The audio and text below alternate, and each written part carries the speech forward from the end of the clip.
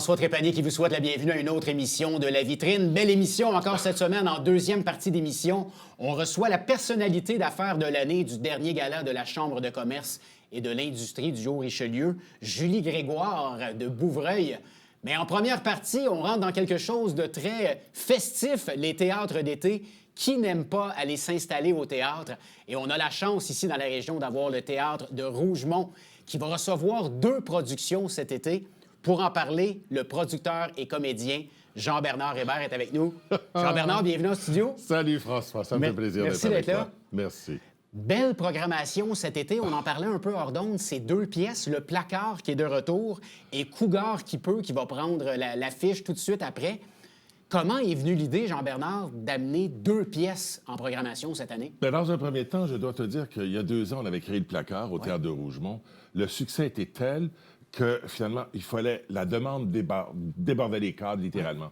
Donc, on avait terminé une série de représentations vers le début août, à peu près, parce que, par la suite, on avait un engagement de 3 semaines aux Patriotes de Sainte-Agathe. Et là, le téléphone continue à sonner. Quand est-ce qu'on peut voir le Placard? Quand est-ce qu'on peut voir le Placard? Et finalement, quand j'ai dit, écoutez, là, est-ce que tous les comédiens sont libres? J'ai dit, écoute, on va faire une deuxième saison parce que finalement, il y a trop de demandes, il y a trop de gens qui ne l'ont pas vu puis qui veulent le voir. C'est un beau problème. C'est un beau problème à régler. Et l'accueil était tel lors de la création que finalement, on s'est dit, il faut refaire une nouvelle production. Donc, évidemment, on l'a créé. Après ça, on l'a amené en tournée à l'hiver 2024. Entre-temps, nous, le Théâtre de Rougemont s'est refait une beauté. Oui, on va en parler tantôt. On va en parler. Oui. Et là, j'ai dit, bon, quoi de mieux pour rouvrir le théâtre dans toute sa splendeur et toute sa beauté que reprendre un succès, je veux dire, éprouvé, qui est le Placard, cette pièce magnifique de Weber, mise en scène et adaptée par Alain Zouvi, avec une distribution absolument éblouissante. Écoutez, il y a Raymond Bouchard, il y a Sébastien Dodge, que tout le public en François Pignon, tu sais, que les gens ont découvert. Il y a également Marc-André Poliquin, Élodie Bégin, Myriam Poirier, Jean-Bernard Hugo Hébert. Giroux et Jean-Bernard Hébert qui fait partie de la distribution. Donc, écoute, on répète en ce moment, je veux dire, on a retrouvé nos paramètres, nos balises, tout ça, puis on a très hâte de retrouver ce beau public. Tu dis que vous répétez présentement. Est-ce que c'est comme retourner sur un vélo? Quand on est avec absolument. une gang comme ça, ça se fait naturellement de reprendre le rythme? C'est le bonheur parce que, vous savez, ça va faire bientôt 1 an qu'on n'a pas le show. On avait terminé la tournée le 1er juin 2024. Mais là, ça fait 2 jours qu'on a commencé à répéter. Et puis finalement, je veux dire, on est vraiment là, on a repris nos chaussettes, nos bonnes pantoufles. Et je veux dire, c'est comme si on s'était laissé la veille, tu sais. Parce qu'on a quand même joué 90 fois, tu sais. Donc, on est quand même dans une espèce de... Puis c'est la même distribution, donc évidemment, je veux dire, tout ça a maturé, tout ça a mûri aussi quelque part. Donc c'est un grand bonheur de se retrouver. Je veux que tu nous parles un peu du synopsis de la pièce. À quoi doit-on s'attendre? C'est plein de rebondissements dans cette histoire. C'est une comédie, C'est une comédie. Bon, Weber avait écrit d'abord et avant tout le film avec Gérard Depardieu, Daniel Auteuil, Jean Rochefort dans les années 2000. Et il y a à peu près 5 ans de ça, je me retrouve à Paris. J'arrive à la Place des Abbesses dans Montmartre et je vois à la sortie du métro une affiche, Le Placard. Je dis, mon Dieu, ils sortent le film. Mais non, François, c'était Théâtre des Nouveautés. Le soir même, je suis au Théâtre des Nouveautés, je vois le Placard. L'adaptation de Hébert en théâtre est magnifique. Le lendemain, j'ai les droits et j'ai demandé à Alain Zouvi d'en faire la mise en scène. Écoute, le synopsis, je te résume l'histoire en 34 mots. C'est l'histoire de François Pignon. François Pignon, qui est le personnage fétiche, évidemment, de Weber, qui perd sa femme, perd la garde de son fils et là, se fait congédier. Il n'y a plus de travail. Rien. Et là, il veut se tuer. Il veut carrément, je veux dire, en finir parce que finalement, je veux dire, les problèmes s'accumulent, les dettes et tout. C'est misérable. C'est misérable. Et là, il vient pour se lancer en bas du 3e étage. Et là, il y a un voisin qui vient d'aménager qui dit « Non, faites pas ça, vous allez sauter sur ma voiture en bas, là, puis c'est une... Et finalement, c'est pas sa voiture. Et là, il le confronte et dit non. Il dit, toi, tu sauteras pas en bas, là, puis tu vas me parler. Parce que tant que tu me parleras pas, là, je partirai pas d'ici. Et là, il le confronte. Et là, finalement, il trouve un subterfuge pour, lui faire retrouver son travail. Donc, il va le faire passer pour homosexuel, ce qui n'est pas du tout. Okay. Et là, ce qu'on va assister dans cette représentation-là, dans cette histoire-là, c'est qu'en fait, Pignon ne changera pas. Mais ce qui va changer, c'est le regard des autres par rapport à Pignon. Et ça, c'est d'une drôlerie, c'est d'une... Alors, évidemment, je veux dire, c'est un message absolument savoureux de la part de Weber, qui non seulement confronte ces personnages, mais confronte la nature humaine aussi, dans ce cas-là, de plus beau, puis, avouons-le, de plus laid aussi. Est-ce que ça a été difficile d'aller recruter les comédiens une première fois et de les rappeler cette année pour dire, savez-vous quoi, j'ai le goût de ramener la pièce? Est-ce que ça a été un oui automatique? C'était un oui automatique. Je vais te dire pourquoi, François. Cette pièce-là, je veux dire, elle est gagnante à tout point de vue. C'est qu'il n'y a pas de sous-personnage. Bon, souvent en comédie, vous allez retrouver un clown blanc, un clown rouge, et après ça, je veux dire, le reste, ce sont des personnages qu'on appelle des porte-manteaux, des accessoires. Mais là, non, il n'y a pas ça. Chaque personnage est incarné, chaque personnage a sa partition, chaque personnage a sa raison d'être, de vivre, d'exister, et il n'y a pas de... Il n'y a pas de porte-manteau, là. Donc, évidemment, j'ai rappelé tout le monde. Tout le monde voulait, évidemment, rechausser ses patins. Et puis, pour le bon motif, évidemment. C'est à partir de la semaine prochaine, c'est dès le 26 juin. On commence juin. le 26, là, on est dedans. Tu parlais tantôt de la frénésie de la pièce. Ça a été un succès sur toute la ligne. J'imagine qu'il reste des billets pour cette année. Il reste encore des billets. On joue du 26 juin au 26 juillet et les gens peuvent réserver directement. Et surtout Rougemont, écoute, François. Capitale de la pomme. Capitale de la pomme, mais aussi la capitale de l'agroalimentaire, de la Montérégie. L'agrotourisme qui est brillant, qui est savoureux. Puis on va avoir des comptoirs de dégustation au théâtre cette année en plus.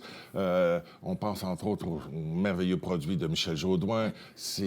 On pense au vin du Coteau-Rougemont, au cidre de glace, au potager Montrouge, enfin. Donc, c'est une expérience culturelle et gustative gastronomique. Également. On peut même faire, les gens peuvent arriver au théâtre l'après-midi et faire le circuit, ce que j'appelle le circuit agroalimentaire, là. Tout se fait dans un rayon de 1,8 km. Merveilleux. Et ils peuvent faire des dégustations.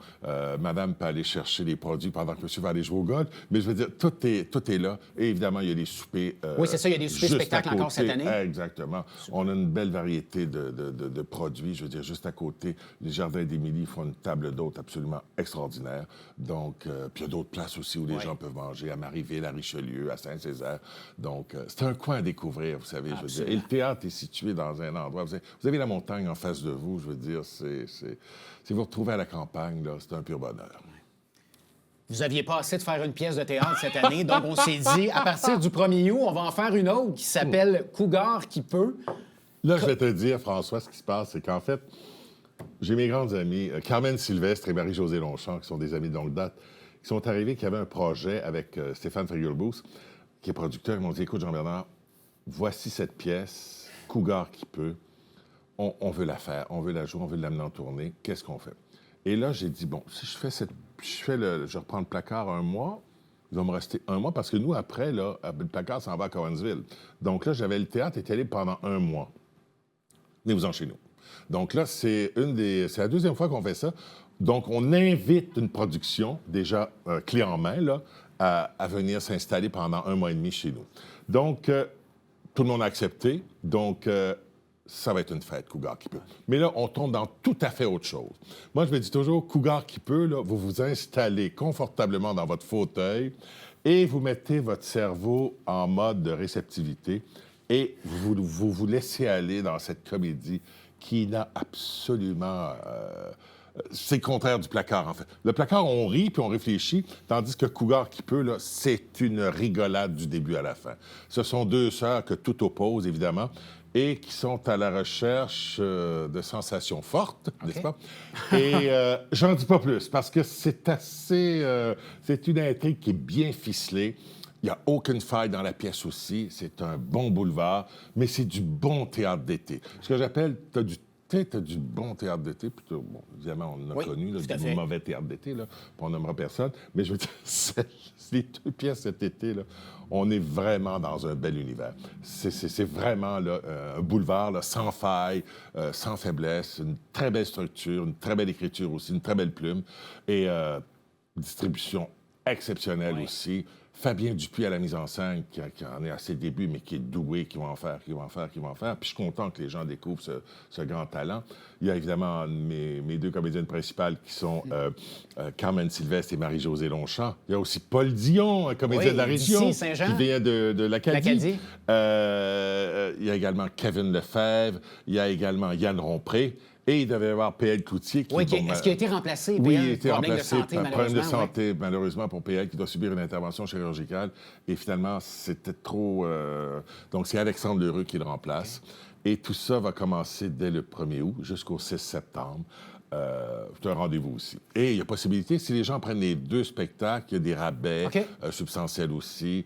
Il y a là aussi, je veux dire, ça va être une fête. Donc, c'est festif parce que c'est le début. On commence à fêter la semaine prochaine le 40e anniversaire des productions Jean-Bernard Hébert.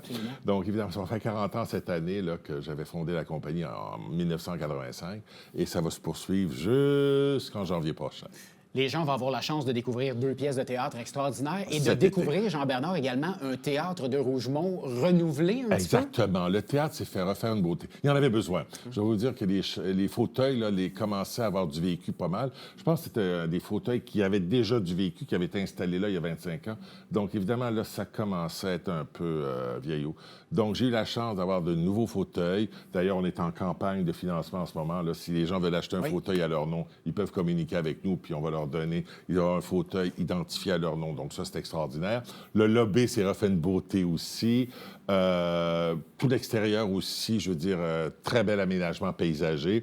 Et puis, on a refait les salles de bain aussi, les loges des comédiens. Maintenant, on a des toilettes non genrées. Tout est fait là, pour que, tu sais, au goût du jour. Mais on voulait quand même, François, et ça, c'est important, là, je voulais que ça demeure un théâtre d'été quand même. Là. Je voulais pas que ça soit à la Maison des Arts de Drummondville non plus. Là. Je veux dire, il faut que ça reste quand même champêtre. Faut qu'il y ait un côté, je veux dire, capiteux. Je veux dire, un côté, là, on est en campagne et puis c'est un théâtre d'été. Là. Tu sais, je veux dire, il faut garder cet aspect-là aussi. Là. On n'est pas en ville, on est en campagne. Il reste environ 4 minutes, Jean-Bernard. 40 ans de métier. Premièrement, félicitations. C'est un bel accomplissement. Je suis très content. Je suis très content. Qu'est-ce qu'on retient de ces 40 ans-là? Si quelqu'un te demande tes meilleurs souvenirs, qu'est-ce qui te ressort en tête? Le bonheur d'avoir procuré, François, du travail à plus de 900 comédiens, artisans, concepteurs, créateurs. Ça, c'est ce que je retiens le plus. Et surtout, d'avoir créé un public. D'avoir créé un public et d'avoir fidélisé ce public-là au fil des années. Et en plus, ce que je considère ma plus belle victoire, c'est que j'ai été le premier, puis je pense un des seuls à date, là, privé, ces productions étaient achetées par des théâtres subventionnés. Aussi bien le Théâtre du Nouveau Monde, le Théâtre du Rideau Vert, avec la Compagnie Jean Duceppe, que le Théâtre français du Siréna, que le Théâtre français de Toronto. Écoute, moi, je me suis promené là, au cours des 40 dernières années de Moncton jusqu'à Vancouver, là, je veux dire, en français toujours. Je pense évidemment, je veux dire, à 12 hommes en colère, je pense à Thérèse et Pierrette à l'École des Saints-Anges de Michel Tremblay, je pense à la boutique au coin de la rue, je pense au Dindon, je pense à l'Avare, je pense à une foule de spectacles aussi qui ont tous été, je veux dire, des succès de public. Et des succès de critiques aussi. D'ailleurs, il y a un livre qui va sortir le 13 septembre là, sur les 40 ans de la compagnie. Wow. On est là-dedans, là, présentement, donc j'ai très hâte de partager tout ça avec le public. Tu sais, on parlait tantôt, Jean-Bernard, qu'il y a des gros noms qui répondent à ton appel hein, quand tu téléphones. Oui. Ce que je veux dire, c'est que peut-être que toi, c'est un petit peu méconnu hein, du grand public, parce que des Raymond Bouchard, on les voit à l'écran, on est habitué. Mais quand Jean-Bernard Hébert appelle un acteur... L'acteur, c'est qui, Jean-Bernard? Quand on parle de 40 ans de carrière, on parle de notoriété. Là. Puis, toi, je veux dire, on prépare pour le 40e aussi une deuxième production, une deuxième version, 12 hommes en colère, que j'avais créée il y a 25 ans, qu'on reprend avec une toute nouvelle distribution. Et quand j'ai appelé les comédiens un après l'autre, ça a été... C'était instantané, là. C'était Jean-Bernard, dis-nous pas le nom du personnage. C'est oui. J'ai même vu des comédiens dans cette production tasser des choses pour pouvoir faire ce projet-là. Parce que ça va être une belle randonnée. On va faire plus de 70 représentations à travers tout le Québec. Tu parlais de venir à Saint-Jean, mais c'était pour être plus scolaire. On vient à Saint-Jean en scolaire, mais pour les gens de la région qui veulent voir 12 hommes en colère, version grand public, on sera à Rougemont le 26 septembre prochain. Les billets sont déjà en vente d'ailleurs. Et là aussi, j'ai une distribution en or là, composée de Philippe Thibault-Denis, Olivier Berthiaume, Claude Préjean, Jean-Pierre Chartrand, Philippe Thibault-Denis. J'ai également Étienne Pilon, Ariel Ifergan, Marc-André Poliquin, Hugo Giroux. J'espère que j'oublie personne. En tout cas, c'est Sébastien Dodge aussi sera de la partie. Je vais jouer aussi. Je vais également faire partie de la distribution. Et il y aura Maxime Isabelle également. Donc, 12 comédiens sur scène, là. C'est rare qu'on voit ça au Québec. Je suis curieux de savoir, Combien de temps à l'avance on doit définir la programmation pour l'année suivante? Là, là, vous allez jouer 2 pièces, là. Mais est-ce que le cerveau est déjà sur la saison 2026? Je suis en 2027, moi. Ah, boy. Je vais te dire pourquoi. Parce que la pandémie a amené ça. C'est que moi, j'allais toujours une saison ou 2 à l'avant.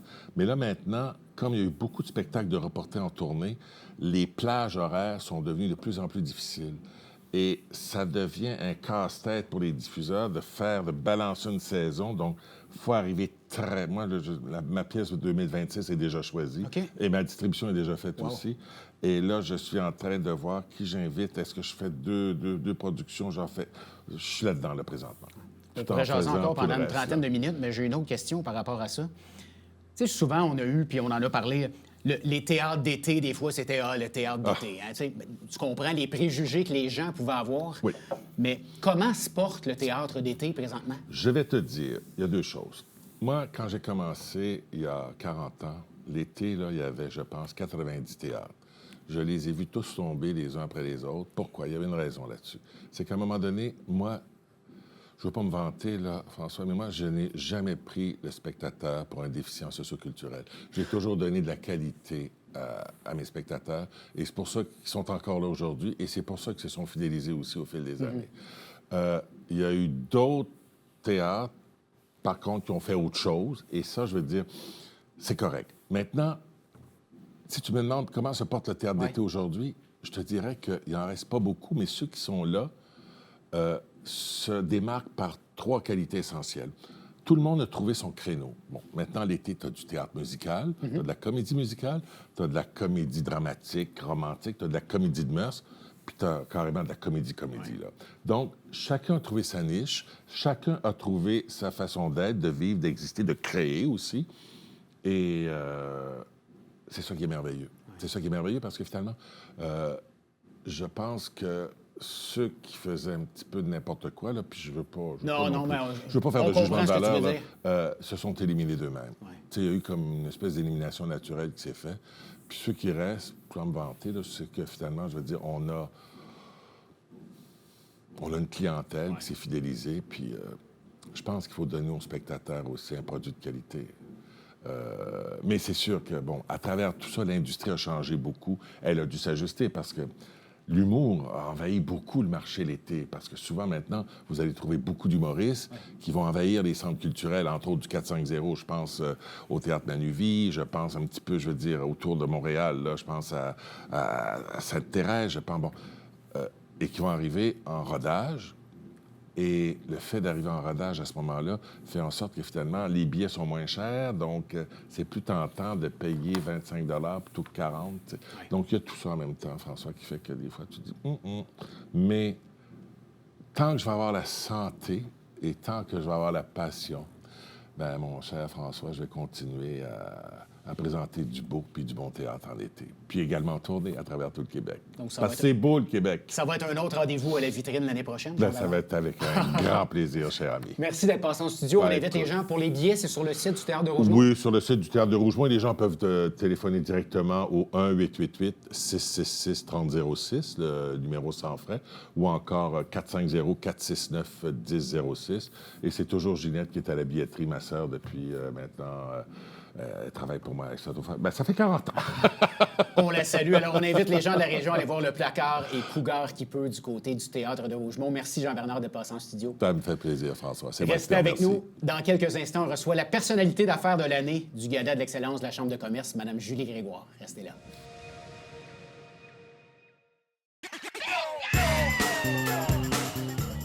Le Tonadette du bingo au Télébingo vous permet de jouer dans le confort de votre foyer.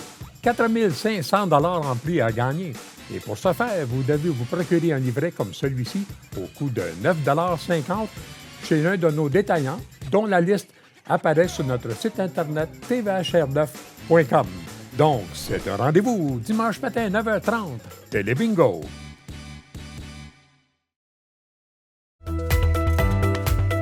Ici Mario Tremblay. Je vous donne rendez-vous à la tribune TVHR, votre émission d'affaires publiques présentée les mardis, mercredis et vendredis à compter de 17h. C'est un rendez-vous.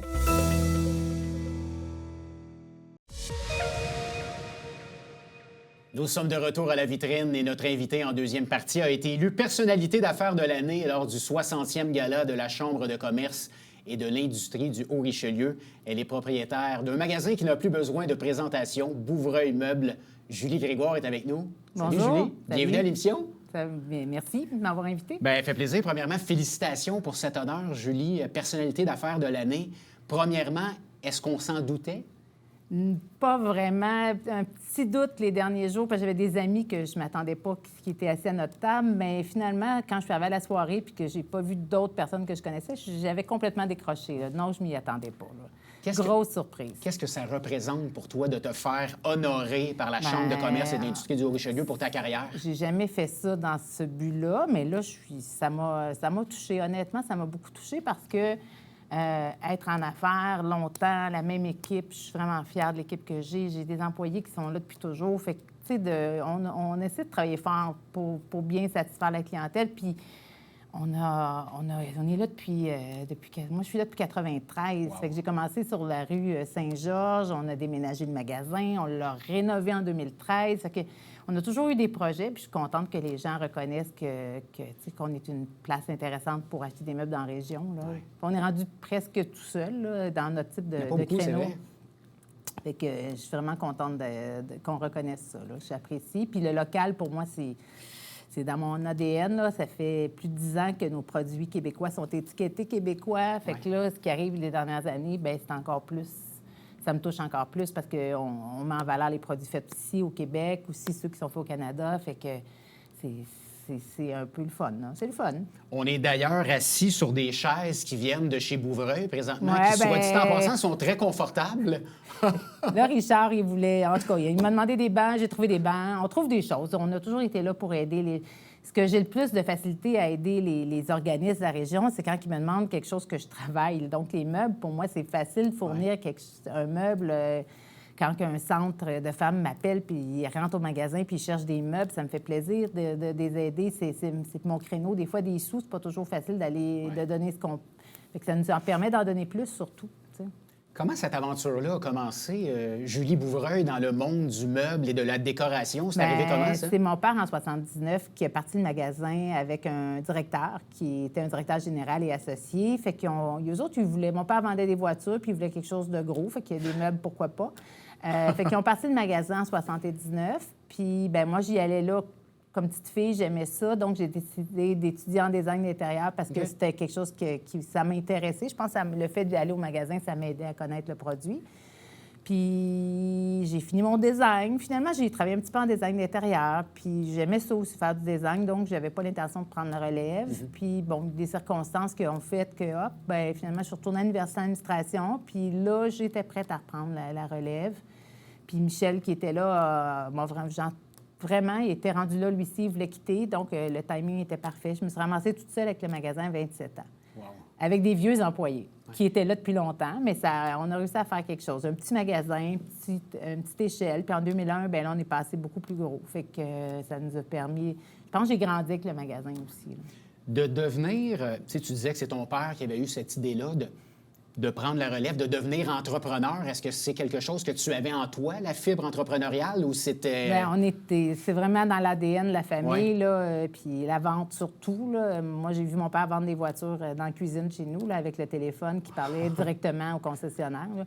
Fait que je pense qu'on aimait ça, la vente, on aimait... Mais moi, ce qui est surtout mon point d'intérêt, c'est que j'aime le meuble, j'aime la déco. Je vais à un show, j'aime acheter des affaires, j'aime mélanger les produits. Fait que moi, c'est vraiment une passion pour moi, le produit que je vends. C'est pas seulement être entrepreneur.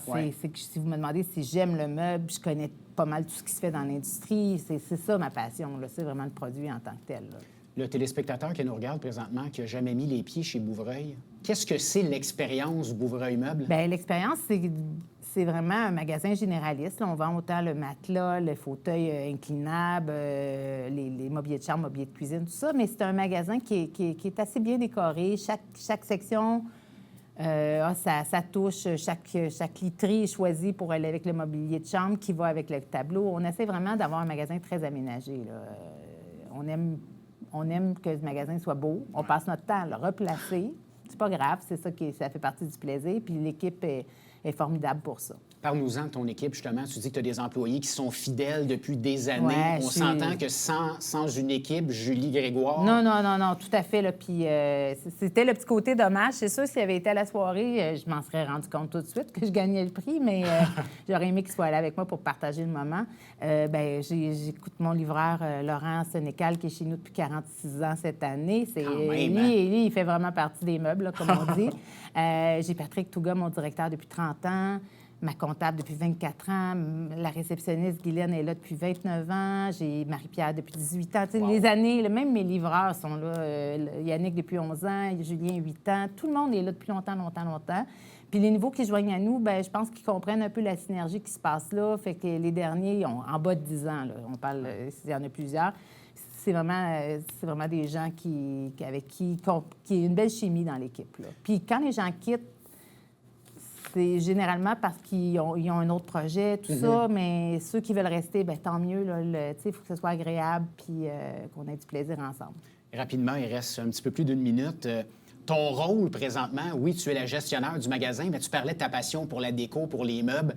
Est-ce que tu as encore ton mot à dire dans tout ce qui se fait dans le magasin? J'ai gardé le rôle d'acheteuse. Fait que c'est sûr que c'est ça qui m'occupe le plus. Fait que je suis toujours en contact avec les fournisseurs, puis je négocie les produits, puis... Des fois même, j'essaie de convaincre les fournisseurs d'adapter des produits, à leur donner ma touche. Là, fait qu'on travaille fort pour travailler avec les fournisseurs puis acheter. Qu'est-ce qu'on peut te souhaiter pour les prochaines années? Bien, que toute mon équipe, puis que ça continue à aller bien, là, du plaisir. C'est juste du plaisir. Rapidement, comment se porte l'industrie du meuble au Québec? L'industrie, les fabricants québécois sont quand même très forts, là, mais on a des gros fabricants. Mais c'est correct. Là. Mais est-ce que le citoyen a maintenant le réflexe de dire « je vais acheter local » ? C'était plus ça. Ça fait longtemps que le citoyen a le réflexe. Je pense juste qu'il faut leur proposer une offre. Ouais. De l'identifier en magasin, en tout cas, moi, ça a toujours fonctionné. Fait que je pense que les gens ont envie d'acheter local. Tout à fait. On a l'usine Mobican à Saint-Jean, puis je suis fière d'avoir une galerie, puis de présenter leurs produits. C'est une synergie vraiment intéressante. Julie, merci d'être passée en studio. Merci. C'est terminé déjà. Je pense que tu appréhendais un peu l'entrevue, mais je pense que ça a été une discussion très agréable. J'espère que je ne me trompe pas. C'est correct. Merci beaucoup. Merci, félicitations encore. Julie Grégoire, qui a été personnalité d'affaires de l'année lors du 60e gala de la Chambre de commerce et de l'industrie du Haut-Richelieu. Il reste une émission à la vitrine la semaine prochaine. On reçoit l'humoriste, comédien. Nommez-le, il le fait. Martin Vachon est avec nous. On se retrouve la semaine prochaine. Salut tout le monde.